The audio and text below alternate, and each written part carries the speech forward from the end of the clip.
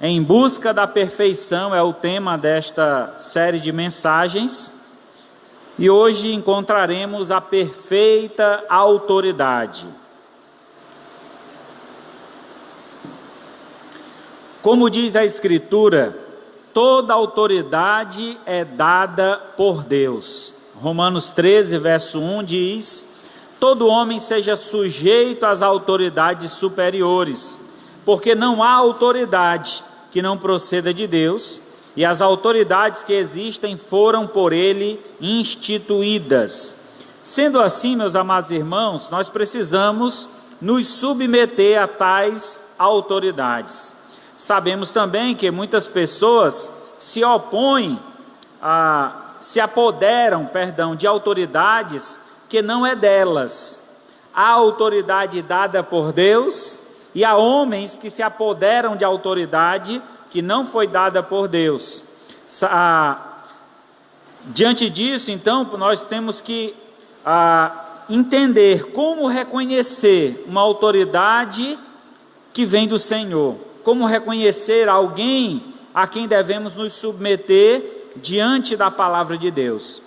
Quais são os poderes de uma perfeita autoridade vinda de Deus? Então essa é a dinâmica da mensagem de hoje, no capítulo 20 de Lucas, verso 1 ao 8, é o nosso texto base, que diz o seguinte: aconteceu que, num daqueles dias, estando Jesus a ensinar o povo no templo e a evangelizar, sobrevieram os principais sacerdotes, os escribas, juntamente com os anciões, e o arguíram nestes termos: dize-nos como ou com que autoridade faz essas coisas, ou quem te deu essa autoridade?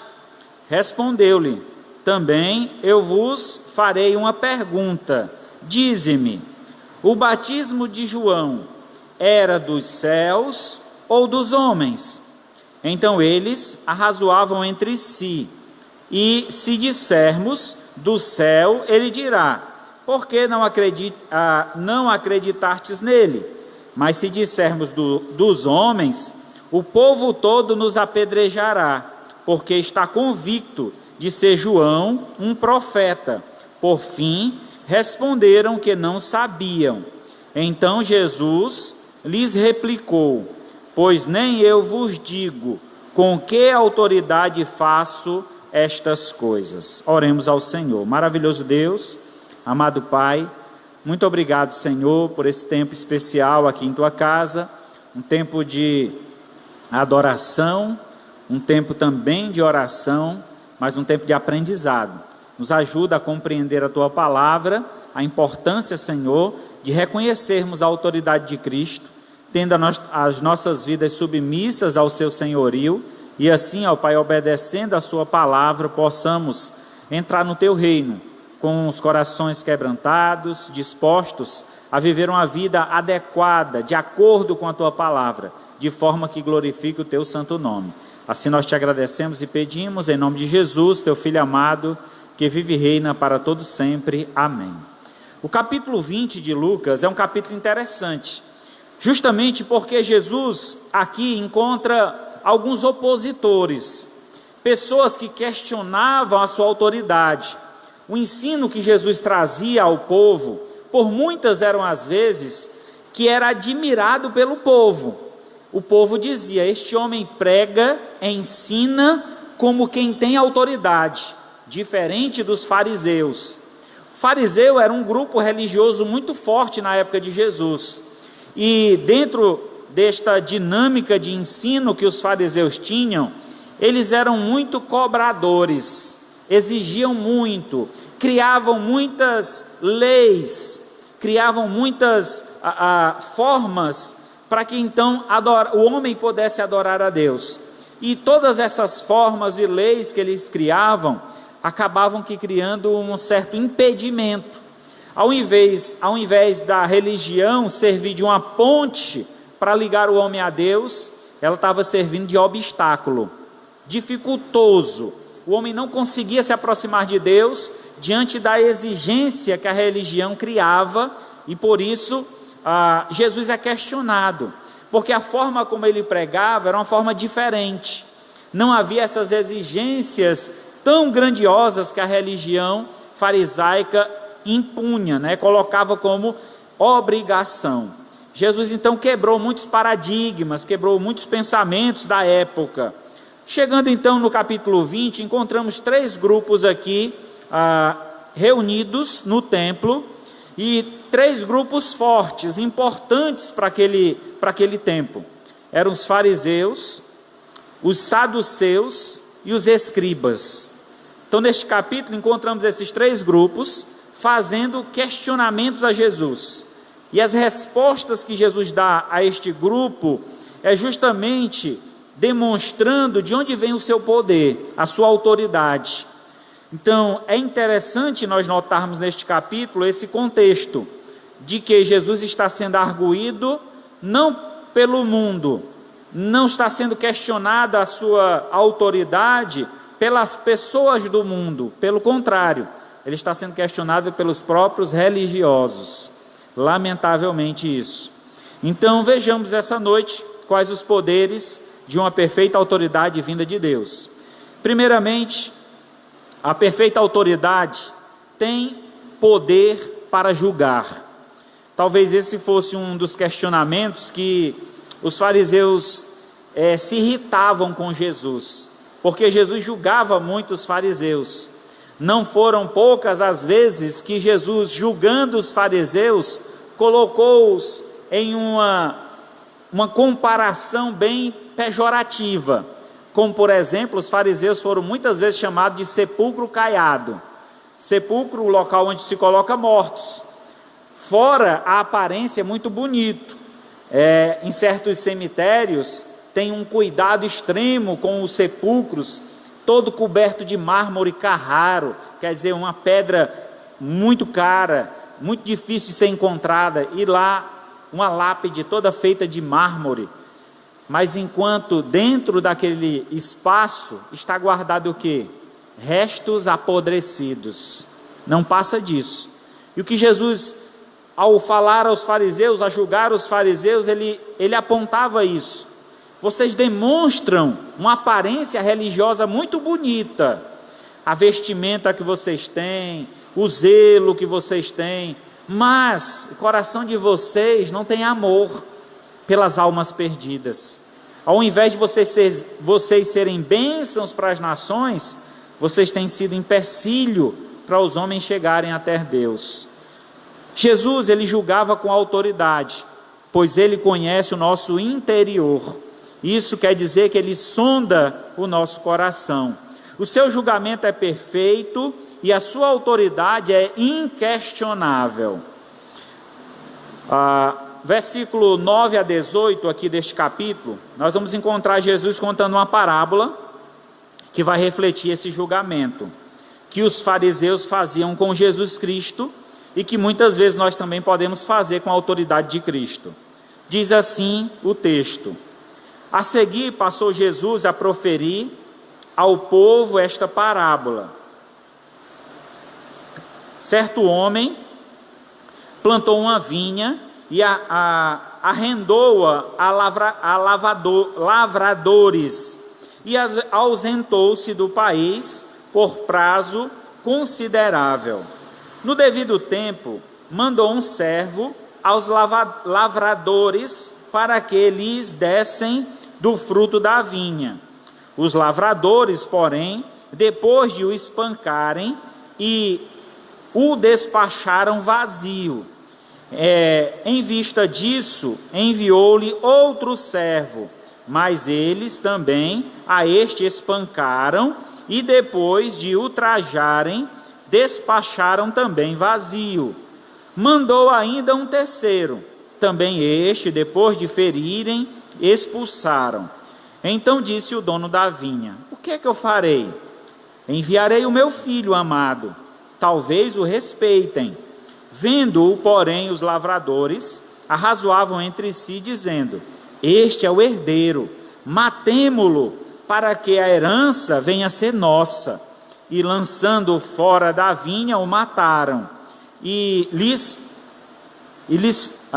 lhes fará, pois o dono da vinha virá, exterminará aqueles lavradores e passará a vinha a outros? Ou ao ouvirem isso, disseram: tal não aconteça. Mas Jesus, fitando-o, disse: o que quer dizer, pois, o que está escrito? A pedra que os construtores rejeitaram, essa veio a ser a principal pedra angular. Todo o que cair sobre esta pedra ficará em pedaços, e aquele que sobre quem essa pedra cair, ficará reduzido ao pó. A parábola, ela traz uma representação justamente da pessoa de Cristo. Deus foi o Criador de todas as coisas. Este mundo que nós conhecemos, este lugar de habitação nossa, foi dado por Deus, criado por Deus, com todo cuidado, com todo zelo, colocando os animais, as árvores, tudo no seu devido lugar. E colocou então os homens para cuidar. Então a parábola, ela está refletindo justamente essa dinâmica da criação de Deus ter feito tudo e nos colocou para cuidar. E então Deus mandou vários profetas, homens de Deus, para anunciar a palavra do Senhor. O Senhor queria saber como é que estava o andamento aqui na terra, e mandava então os profetas a falar aos homens. E o que os homens fizeram com estes profetas? Muitos foram mortos, assassinados, porque os homens não queriam saber do Senhor da terra. Muito pelo contrário, eles se achavam donos de tudo, poderosos, com toda a autoridade. Mas então Deus decide enviar o seu Filho, e este Filho veio ao mundo, e o que os homens fizeram? Crucificaram. Então aquele que era o herdeiro, aquele que era o filho do dono, que também é dono, não foi recebido. E a palavra de Deus diz, lá em João, capítulo 1, né? Veio para o que era seu, e os seus não receberam. É 1,12, né? Se eu não me engano, é isso. Versículo 11: veio para o que era seu, e os seus não o receberam, mas todos quanto receberam, dê-lhes o poder de serem feitos filhos de Deus, a saber, os que creram no seu nome. Jesus veio para o que era seu. E o que é seu? Tudo. A terra, os homens, tudo é dele. Foi ele que criou. A Bíblia diz: tudo foi feito por intermédio dele, sem ele, nada do que foi feito se fez. E os homens rejeitaram a autoridade de Jesus, rejeitaram submeter-se à vontade de Jesus, a vontade do Criador, a vontade do Senhor. E a consequência disso, o julgamento. Todo aquele que crê será salvo, e o que não crê, já está condenado. O julgamento é este. Ele veio para o que era seu, e os seus, não recebendo, ele deu direito a todos que crerem, a se tornarem filhos de Deus. Em João capítulo 5, verso 30, diz assim: eu nada posso fazer de mim mesmo, disse Jesus, na forma porque ouço, eu julgo, e o meu juízo é justo, porque não procuro a minha própria vontade, e sim a daquele que me enviou. Então a perfeita autoridade de Jesus lhe dá o poder de julgar, mas ele não julga pelos critérios pessoais. Quer dizer, ele não julga os homens por rejeitá-lo, mas julga os homens por rejeitar a vontade do Pai. E qual é a vontade do Pai? Que todo homem se arrependa, se converta ao Senhor. Então o julgamento é este: não havendo arrependimento, não havendo conversão, a condenação é que resta a eles. O Salmo 96, verso 13, diz assim o salmista: na presença do Senhor, porque vem julgar a terra, e julgará o mundo com sua justiça, e os povos consoante a sua fidelidade. Não tenha dúvida, meus amados irmãos, meus amigos, que a palavra de Deus, ela é justa, que esse Deus que é justo, Ele há de julgar cada um de nós, pelos atos que nós cometemos. Ninguém é salvo por obras, grava isso na cabeça, mas todos nós seremos julgados pelas nossas obras. As obras servirão de julgamento. Aqueles que, uma vez convertidos ao Senhor, vivendo uma prática de fé, as suas obras serão boas, agradáveis aos olhos de Deus. E qual o julgamento para as boas obras? Muito bem, servo bom e fiel. Foste fiel no pouco, sobre o muito te colocarei. Entra no gozo do teu Senhor. Então o julgamento das boas obras será galardoar, premiar aqueles que foram fiéis. E os infiéis? O resultado dos infiéis é a condenação eterna, o julgamento eterno, o distanciamento eterno de Deus. Esse será o julgamento, o que resta para eles, um julgamento punitivo. Eles receberão a paga do seu salário, porque o salário do pecado é a morte, a condenação eterna para aqueles que decidiram viver longe da autoridade de Deus. Mas a perfeita autoridade também tem poder para separar. Acreditamos que o papel de Jesus aqui na terra também foi com o intuito de fazer a separação de quem é e não é povo de Deus. Deus tem um povo de propriedade exclusiva dele. Ele decidiu, escolheu algumas pessoas para a salvação. E essa escolha, ela foi critério unicamente dele, da sua bondade. Não foi nosso, mérito nosso. Nenhum de nós merecemos a salvação. Pelo contrário, todos merecíamos a condenação, porque estávamos mortos em nossos delitos e pecados. Mas Deus provou seu amor para conosco, pelo fato de ter Cristo morrido por nós, sendo nós ainda pecadores, e assim nos escolhendo para a salvação. Então a perfeita autoridade tem o poder para separar. Veja aí o verso 19 a 26, do mesmo capítulo de Lucas 20. 19 a 26. É a segunda pergunta que é feita para Jesus. Aqui os escribas estão fazendo. Ora, na mesma hora, os escribas e os principais sacerdotes procuravam lançar mão, pois perceberam que, em referência a eles, dissera esta parábola.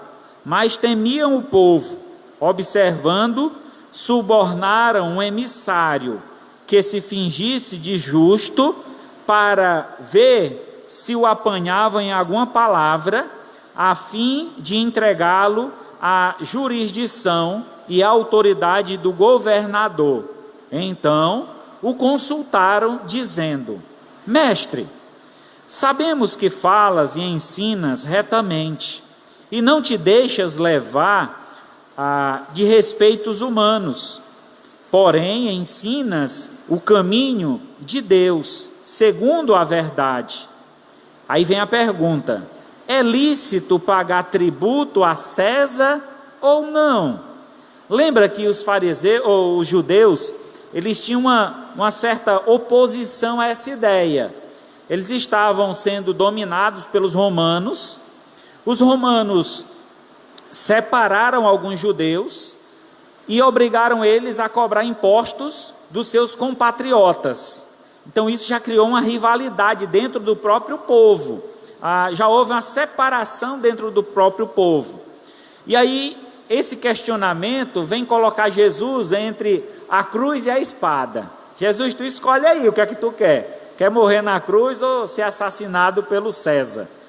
Dependendo da resposta que ele desse.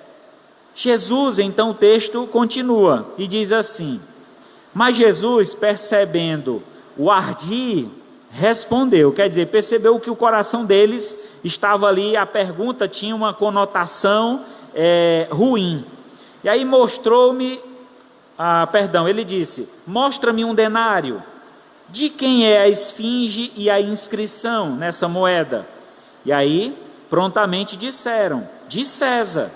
Então Jesus respondeu: dai, pois, a César o que é de César, e a Deus o que é de Deus. Não. Eles agora, os escribas, preocupados como o povo iria reagir com a pergunta deles, colocaram ali uma pessoa, subornar alguém para fazer essa pergunta para Jesus, para eles não se queimarem. Isso é muito típico da religiosidade, né? Colocar sempre outro na frente, deixa ele se queimar, vamos lá, joga aí ele aí. Quantos foram jogados em fornalhas? Quantos foram jogados na cova dos leões? Então é muito típico da religiosidade ser essa falsidade. Então eles lançaram alguém lá, faz a pergunta lá, Jesus, viu como é que ele se sai dessa? Mais uma pegadinha, né? Mas Jesus mostrou para que ele veio. Ele não veio aqui para agradar a homens, mas sim para agradar a Deus. Quanto a este questionamento, se era lícito, mas o que pertence a Deus deve ser entregue puramente ao Senhor. E é justamente esse ponto que os homens precisam aprender, a respeitar a autoridade que vem do Senhor. Nós muitas vezes nos submetemos à autoridade meramente humana, a autoridade de tantas aberrações que nós estamos vivendo, a autoridade que passa por cima das leis, e a gente tem que se submeter a elas. Enquanto existe uma autoridade superior, uma autoridade divina, que nós questionamos. Mas como? Por que tem que ser assim? A gente muitas vezes quer questionar a autoridade de Deus, mas não questionamos as leis humanas, não questionamos as aberrações que os governadores lançam aí, e lançaram durante essa pandemia, que eu vou dizer para vocês, eu fiquei muito triste diante dessa situação. Fecha tudo, abre tudo. Teve situação de nós abrir a igreja num domingo, no outro já estava proibido de abrir. Eu disse, que confusão é essa, pai? O vírus só entra na igreja, nos bancos não entra, no supermercado não entra, porque estão tudo entupido assim, ó. Esfregando um no outro para poder entrar nesses ambientes. Mas na igreja não pode. Então, essas leis que os homens impõem, completamente sem lógica, não se questiona, se engole, se recebe, aceita na maior tranquilidade. Mas quando falamos da lei do Senhor, os homens passam não, mas não é bem assim, isso era naquele tempo, hoje é diferente. A palavra de Deus é a mesma, ontem, hoje e o será para sempre. A gente precisa aceitar o senhorio de Deus. A separação que ele faz aqui é entre a autoridade divina e a autoridade humana. Jesus faz a separação para o que lhe pertence seja consagrado, purificado e exclusivo a ele. É para isso que ele faz essa separação. É por isso que nós cristãos temos que entender que nós estamos neste mundo, mas desse mundo nós não somos. Somos um povo diferente. Estamos neste mundo, mas fazemos parte do reino de Deus. Estamos vivendo aqui nessa terra e devemos viver como se já estivéssemos na glória celestial, vivendo em santidade, em obediência, seguindo os parâmetros de Deus, obedecendo a sua palavra. Em João capítulo 5, verso 28 e 29, diz assim: não vos maravilheis disso, porque vem a hora em que todos os que se acham nos túmulos ouvirão a sua voz e sairão, os que tiverem feito o bem para a ressurreição da vida, os que estiverem praticado o mal para a ressurreição do juízo. Eis aí o dia do julgamento. a promessa do Senhor, onde Ele fará claramente essa separação. Quem é o povo dele e quem não é. Hoje estamos misturados, junto e misturado. A igreja, muitas vezes, está repleta de pessoas que não seguem o Senhor. Estão aqui por uma religiosidade, estão aqui para seguir, ter uma aparência moral diante da sociedade. Não, é um cristão, é um homem, é uma mulher de Deus, mas por fora as suas práticas são contrárias à lei do Senhor. Acham que podem enganar a Deus, mas Deus, tudo lá está anotado no livro das obras. Eu li a Escritura e eu ouvi falar sobre o livro da vida.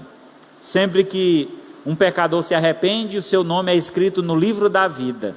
E esse livro é muito enfatizado nas pregações, é muito enfatizado no meio cristão.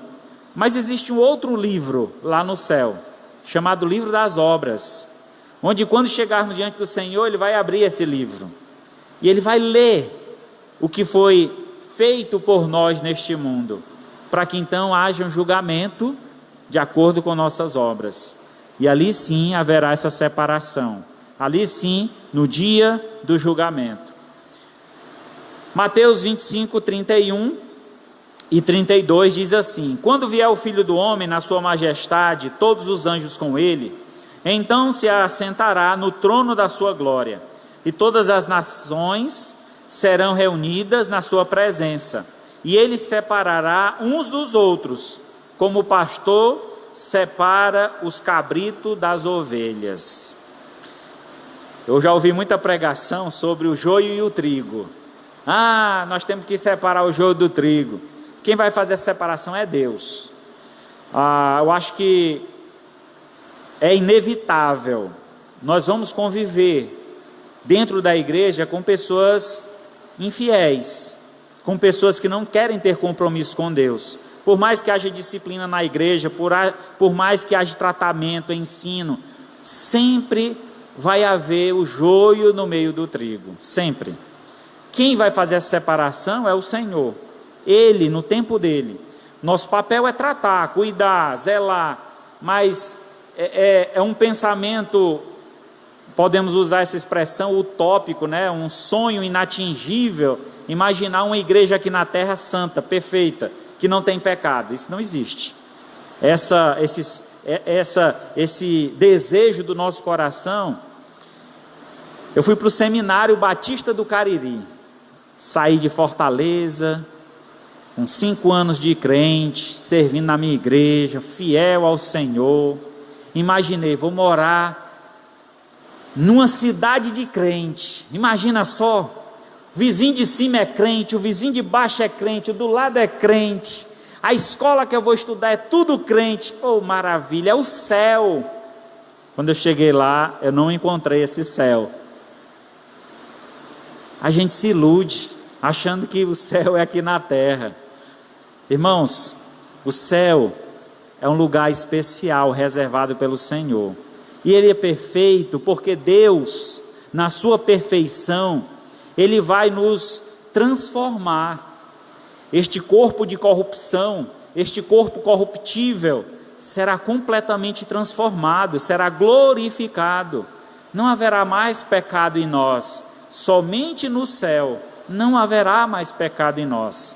Lá sim seremos perfeitos, lá sim teremos uma igreja perfeita. Mas enquanto isso, devemos saber que no nosso meio existem essas situações, precisamos aprender a conviver com elas, não apoiando ou não aceitando, mas não ficando tão abismado ou decepcionado com as situações que vão acontecer daqui para frente, e as coisas vão piorar mais ainda. Ontem, quando nós terminamos aqui o batismo, subimos para casa, e eu postando as fotos e olhando as redes sociais, tinha lá um vídeo de uma pessoa bastante conhecida nas mídias sociais, chamada Tammy Gretchen. Já ouviram falar dessa pessoa? Estava se batizando. Ontem, ela e a sua esposa se batizaram numa igreja evangélica. Lamentável. Essa é a situação que o mundo se encontra. Uma dupla de mulheres que são casadas, que têm um filho e que estão em uma igreja fazendo todos os atos religiosos que uma igreja ensina e achando que dentro daquela cultura religiosa a salvação dela está garantida. Sabemos que é muito mais que isso. O homem que busca a presença de Deus, ele precisa mudar os seus atos, ele precisa ser transformado. Uma nova criatura precisa existir na nossa vida. As coisas antigas do passado precisam ser deixadas para trás. E o novo homem que se refaz em pleno conhecimento da verdade, esse sim é que terá a oportunidade de viver a eternidade ao lado de Deus. A perfeita autoridade, por fim, tem poder para salvar. Verso 27 ao 40. A terceira pergunta que é feita, os saduceus e a ressurreição. Chegando alguns dos saduceus, homens que dizem não haver ressurreição. Olha aí, os saduceus não acreditavam na ressurreição. E Jesus pregava isso, que ele iria morrer e ressuscitaria ao terceiro dia. E aí perguntaram: mestre, Moisés nos deixou escrito que se morrer o irmão de alguém, sendo aquele casado e não deixando filhos, seu irmão deve casar com a viúva e suscitar descendência ao falecido. Ora, havia 7 irmãos. O primeiro casou, morreu sem filhos. O segundo, o terceiro também, desposaram da viúva. Igualmente, até o 7º, não tiveram filhos e morreram todos. Por fim, morreu também a mulher. Esta mulher, pois, no dia da ressurreição, de qual deles será esposa? Porque os 7 a desposaram. Então, lhe acrescentou Jesus: os filhos deste mundo casam-se e dão-se em casamento, mas os que são ávidos por dignos de alcançar a era vindoura e a ressurreição dentre os mortos, não casam, nem se dão em casamento, pois não podem mais morrer, porque são iguais os anjos, são os filhos de Deus, sendo filhos da ressurreição. É que os mortos hão de ressuscitar. Moisés indicou no trecho referente à sarça, quando chama o Senhor, o Deus de Abraão, o Deus de Isaque e o Deus de Jacó. Ora, Deus não é Deus de morto, e sim de vivo, porque para ele todos vivem. Então disseram a alguns escribas: mestre, responde bem. Dali por diante, não ousaram mais interrogá-los. Então, pela terceira vez, Jesus é interrogado, agora pelos saduceus. Saduceus era um grupo religioso também metido com política. Eles estavam muito envolvidos com política, e eles tinham essa ideia de que a ressurreição não existia. Isso não morreu, acabou. A ideia era essa: uma vez que a pessoa morre, acabou tudo, não existe vida após morte. E aqui então Jesus está ensinando a ele que estes homens que foram citados aqui por Moisés estavam vivos, aguardando então o dia da promessa de Deus, onde traria a eles novamente a presença de todos. Sendo assim, Jesus aqui apresenta que o seu poder, a sua autoridade, ele tem poder para salvar mesmo aqueles que tenham sido mortos, pois todo aquele que crê em Jesus, ainda que morra, viverá, porque só ele tem o poder da vida. Jesus, quando morreu, ele foi até o inferno pregar os espíritos em prisão, e ele está com as chaves daquele lugar. Então ele a ele está reservado o poder da morte. Então, alguém só morre diante da autoridade do Senhor. Alguém só parte desta vida para outra diante da vontade de Deus. Sabe, irmãos, é claro que a gente tem que ter todo cuidado, mas durante essa pandemia, muitas pessoas ficaram muito impressionados com a mídia, com o que se anunciavam. As pessoas estavam tão temerosas, algumas, eu não sei nem como explicar isso, mas era uma dificuldade tão grande das pessoas de viver. O desespero, a ansiedade, alguns morreram só de depressão, preocupados que se saísse de casa iam morrer, e morreram dentro de casa. Teve pessoas que não saíram um segundo de dentro de casa, mas pegaram a doença dentro de casa. Então, entendemos que a morte, ela vem a todos, diante da vontade de Deus. Qual o nosso papel diante dessa situação? Orar: Senhor, seja feita a tua vontade, se for a minha hora, eis-me aqui. O papel do cristão está pronto para esse dia, mas sabemos que, mesmo morrendo, nós temos uma promessa de uma vida eterna, que o futuro é promissor e está diante do altar do Senhor. Nós estamos guardados por Ele, da mão do Senhor, ninguém pode arrebatar. Pode vir doença, pode vir o que vier, o inimigo pode ser forte, pode ser grande, mas maior é o nosso Deus. Estamos seguros em sua mão. Jesus salva, pois o seu poder está sobre nós. Essa autoridade se faz por direito de criação e de redenção. Por que nós somos salvos? Porque Ele nos escolheu. Não foi eu que escolhi ao Senhor, não somos nós que escolhemos a Deus, mas Ele que nos escolhe. E tendo esse privilégio, tendo esse direito, tendo essa alegria de ter sido escolhido por Deus, Ele tem autoridade sobre nós, diante de dois aspectos: Ele nos criou e Ele nos resgatou. Então Ele tem duas vezes a autoridade sobre nós.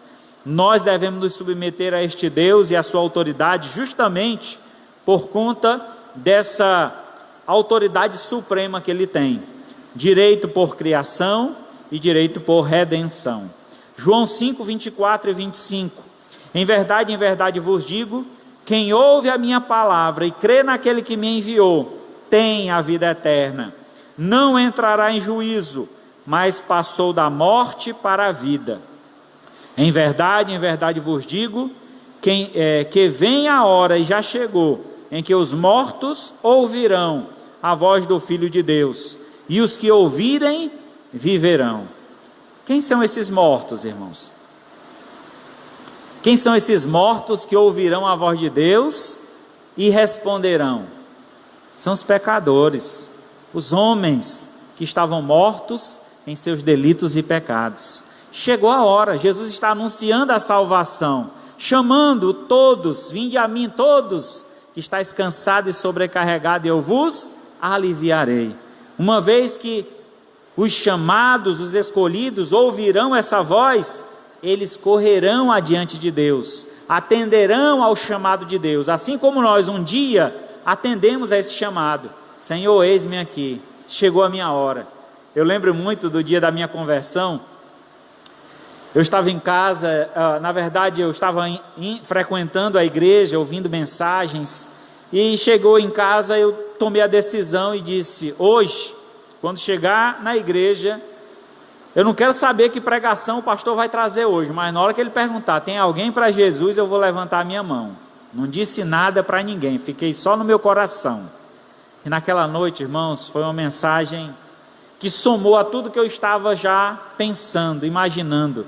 Lembro-me muito do momento que o pastor fez uma ilustração falando assim: imagine, irmãos, quantas pessoas estão hospitalizadas, num leito, querendo estar no seu lugar, aqui na casa de Deus, adorando ao Senhor, e você tem essa oportunidade de estar negando a sua vida a Deus, não tem coragem de entregar a sua vida a Jesus. E aí ele fez um apelo naquele momento, e eu levantei a minha mão, baixei a cabeça com os olhos fechados, e ele disse: uma pessoa para Cristo, louvado seja Deus. Mais alguém essa noite E aí outra pessoa levantou a mão e disse: maravilhas, hoje nós temos um casal para Cristo, um homem e uma mulher. Terminou o tempo, eu quero chamar agora aqui à frente, esse casal que recebeu Jesus essa noite. Do jeito que eu abri os meus olhos, me levantei e saí andando. João 17:2. Assim como lhe conferiste autoridade sobre toda a carne, a fim de lhe conceda a vida eterna a todos os que lhe deste. Nós fomos dados de presente por Deus a Jesus Cristo. E assim nós somos a menina dos olhos do Senhor. Ele cuida de nós com muito amor. Maravilhoso é isso. Concluindo então, vale a pena submeter-se à autoridade de Jesus, pois a sua grandeza, ela nos foi compartilhada, para que, assim como ele agiu em autoridade, nós também possamos agir da mesma sorte. Assim como Cristo tinha autoridade, ele nos concedeu essa autoridade para ir e pregar o Evangelho, como é dito lá em Mateus 28, 18 e 19. Jesus aproximou-se e falou-lhes dizendo: toda autoridade me foi dada no céu e na terra. Ide por todo o mundo, fazei discípulos de todas as nações, batizando-os em nome do Pai, do Filho e do Espírito Santo, ensinando-os a guardar todas as coisas que vos tenho ordenado. E eis que eu estou convosco todos os dias, até a consumação dos séculos. Então assim, meus amados irmãos, possamos nós reconhecer a autoridade de Cristo, diferente dos religiosos do tempo de Jesus, que não quiseram se submeter a essa autoridade. Sejamos nós firmes e fiéis na palavra do Senhor, para que a sua autoridade se coloque diante de nós e nos sirva de aio, de guia, que a autoridade de Cristo, que a sua palavra exposta nesta Bíblia, seja então a nossa referência de vida, o nosso manual de vida, para que daqui por diante vivamos de acordo com essa palavra, para que o Senhor seja glorificado através de nós. Amém? Louvado seja Deus por isso. Maravilhoso Deus, Pai Santo, louvado seja o teu nome. Aqui estamos mais uma vez reunidos e queremos te pedir, Senhor, que esta palavra não volte vazia, faça morada em nosso coração, que verdadeiramente nos submetamos a esta palavra, a palavra vinda do Senhor, e que essa autoridade, ó Pai, seja real, seja firme em nossa vida, que nos submetamos a essa autoridade, que possamos viver de acordo com ela. E assim nós te pedimos, ó Pai, em nome de Jesus, que a graça do Senhor Jesus, o amor de Deus nosso Pai, a comunhão e a consolação do Espírito Santo seja com todos nós, o seu povo, hoje e para todos sempre.